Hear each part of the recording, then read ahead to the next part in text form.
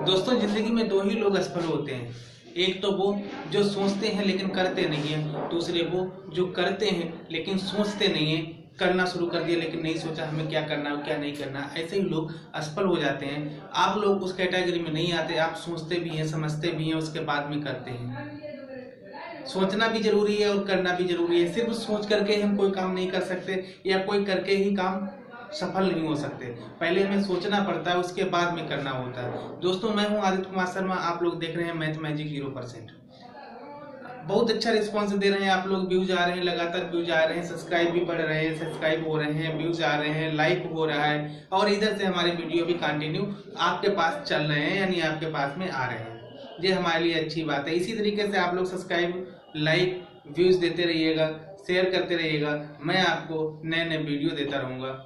आज का चैप्टर मैं फिलहाल तो प्रॉफिट एंड लॉस बता चुका हूँ। कुछ क्वेश्चन बताए थे, इजी क्वेश्चन बताए थे। आज थोड़ा सा हार्ड, कुछ लेवल ऊपर लेकर के चलता हूँ। तो देखते हैं पहला क्वेश्चन हमारा क्या कहता है और इसे हम किस तरीके से सॉल्व करते हैं। देखिएगा भाई।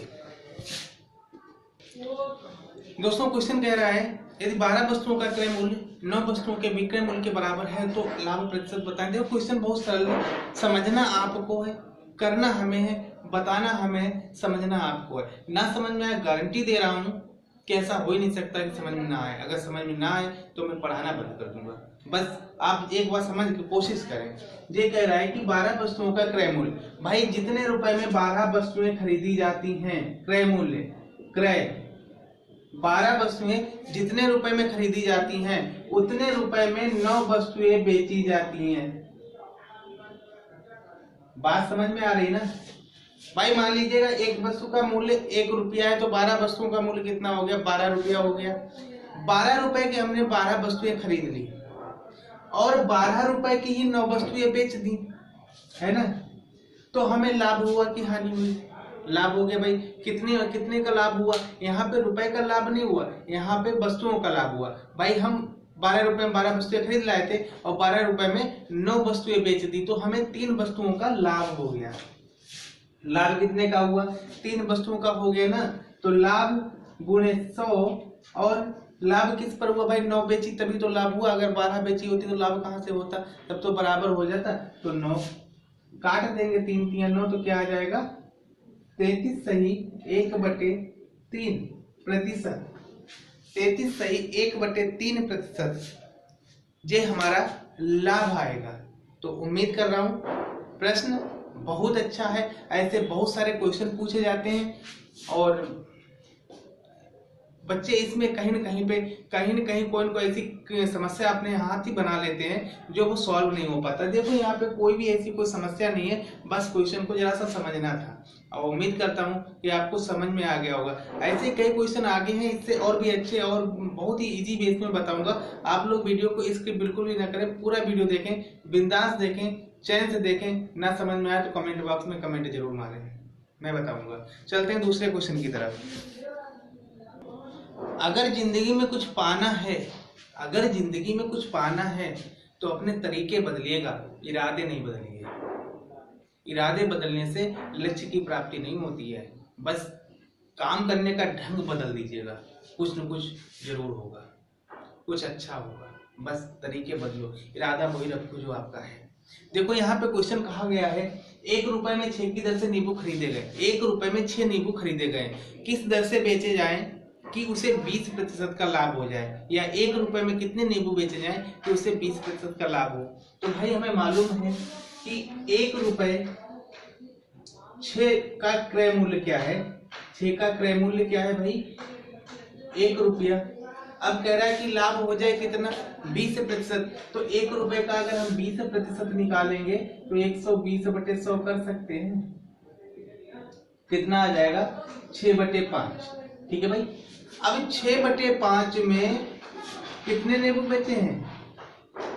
ये रुपए आ गया भाई, लाभ में लेके रुपए।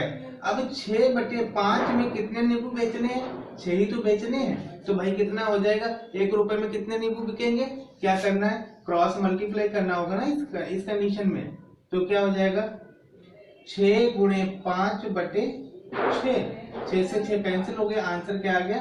5 नींबू। अगर हम 1 रुपए में 5 नींबू बेचेंगे तो हमें 20% का लाभ हो जाएगा। सीधा सीधा निकल के आ रहा है। चलो चलते हैं दूसरे सवाल की तरफ। दूसरा सवाल क्या कहता है दोस्तों, नेक्स्ट क्वेश्चन हमारा कह रहा है जस्ट जो अभी लगाया उसका जस्ट अपोजिट है। देखो भाई कैसे है, क्या अपोजिट है, क्या कह रहा है क्वेश्चन। यार कर सकते हैं, आप भी कर सकते हैं, बिल्कुल कर सकते हैं। कैसे, देखो वहां पे नींबू की बात की गई थी। 1 रुपए में नींबू खरीदे गए थे, बेचने पे 20% की लाभ बता रहा था, तो कितने में बेचे। यहाँ पे इसने कहा है कि 1 रुपए में 10 टाफी बेची जाती हैं तो उसे 20% का लाभ होता है। 1 रुपए में 10 टाफी अगर वो बेचता है तो उसे 20% का लाभ होता है। तो 1 रुपए में वो कितनी टाफी लेकर के आया था तो भैया 10 टाफी जब 1 रुपए में 10 बेचता है तो उसे 20% का लाभ होता है ना। तो 1 रुपए का अगर हम क्रय मूल्य निकालेंगे तो क्या हो जाएगा, यहाँ पर हो जाएगा 120 हो जाएगा ना। तो क्या आ गया 5/6। 5/6 में जब वो 10 ये रुपए आ गए, 5/6 में 10 टाफियां, तो 1 टाफी की कीमत और 10 की कीमत क्या हो जाएगी या कितना आएगा। तो क्या करना है, इसमें यही कंडीशन आएगी, क्रॉस मल्टीप्लाई।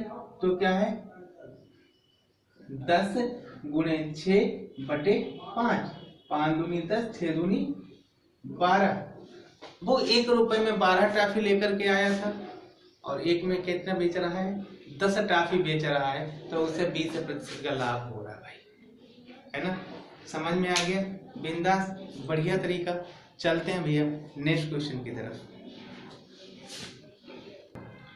दोस्तों ऐसे क्वेश्चन बार बार एग्जाम में आते हैं, हर बार एग्जाम में आते हैं, हर एक एग्जाम में आता है। ऐसा कोई भी एग्जाम नहीं है जिसमें ऐसे क्वेश्चन आपको ना मिले हों, और ये क्वेश्चन बहुत ही इंपॉर्टेंट होते हैं। तो देखते हैं भाई क्वेश्चन क्या कह रहा है कि एक मिठाई विक्रेता अपनी मिठाई को क्रय मूल्य पर बेचने का वादा करता है। एक मिठाई विक्रेता क्रय मूल्य पर बेचने का दावा करता है, परंतु 1 किलो के स्थान पर क्या करता है 900 ग्राम तौलता है। तो उसका लाभ कितना हुआ भैया। देखो 1 किलो में 1000 ग्राम होते हैं, 1000 की जगह पे वो देता कितना है 900 ग्राम तो देता है।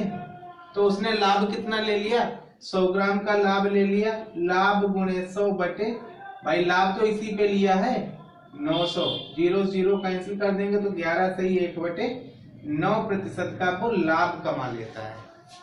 क्लियर हुआ, हो गया ना, समझ में आ गया। चलते हैं नेक्स्ट क्वेश्चन की तरफ। बहुत प्यारा क्वेश्चन है दोस्तों, बहुत ही प्यारा क्वेश्चन है। देखो क्या कहता है कि एक दुकानदार अपने सामान पर क्रय मूल्य जितने में लेके आता है उससे 20% अधिक अंकित करता है और बेचते समय 15% की छूट देता है। तो उसका लाभ कितना है। मान लेते हैं कि वो अगर कोई वस्तु को 100 रुपए में लेकर के आया है और 20% अधिक अंकित कर लिया, तो कितना कर लिया 120 अंकित कर लिया। बेचते समय क्या करता है कि इस पर वो 50 यानी 15% की छूट देता है, यानी 85 रुपए बेच देता है। तो हम इसे 85 अगर हम निकालेंगे बटे 100 करेंगे तो ये कितने में बिकेगा जाके भाई 5 दूनी 10, 5 एकम 5, 5 सत्ते 35, 2 से 6, 17 छंगा 102। तो भैया देखो वो वस्तु को लाया कितने में था 100 रुपए में, अंकित कितना कर लिया 120 रुपए कर लिया। 15% की छूट देने के बाद में वो 102 रुपए में बेच रहा है, तो उसे लाभ कितना हो गया भैया। 100 में लाया था 102 में बेच रहा है, तो लाभ कितना हो गया यार 2%, है ना, हो गया। चलते हैं नेक्स्ट क्वेश्चन की तरफ, क्या कहता है देखते हैं एक बार। देखें दोस्तों क्वेश्चन बहुत प्यारा है, गजब का क्वेश्चन है, एक बार ध्यान से देखे जरूर। एक दुकानदार अंकित मूल्य पर 10% की छूट देता है। एक दुकानदार अंकित मूल्य पर 10% की छूट देता है। उसे 8% का अगर लाभ लेना हो तो अंकित मूल्य क्रय मूल्य से कितना अधिक रखना होगा। देखो भैया वो कह रहा है कि 8% की तो लाभ लेता है। अगर वस्तु को 100 रुपए में लेके आया है तो उसे कितने में बेचेगा वो 108 रुपए में बेचेगा ना। और कह रहा है कि 10% छूट देता है, तो कितने परसेंट में बेचेगा 90% में बेचेगा। भैया 90 कर लिया क्योंकि 10% की छूट दे दी और हमें चाहिए क्या 100%, हो गया ना। जीरो जीरो कैंसिल कर दो, 9 1 का 9 हो गया, 9 दूनी 18।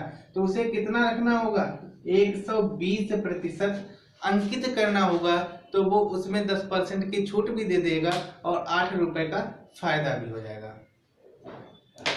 दोस्तों क्वेश्चन बहुत प्यारे हैं और ज्यादा से ज्यादा जो एग्जाम में आते भी हैं, तो इन्हें आप एक बार मन से पढ़ जरूर लीजिएगा, पढ़ लीजिएगा, कमेंट करिएगा, शेयर करिएगा, लाइक करिएगा, सब्सक्राइब करिएगा, जो कर सकते हो वो करिएगा, लेकिन क्वेश्चन को छोड़िएगा नहीं।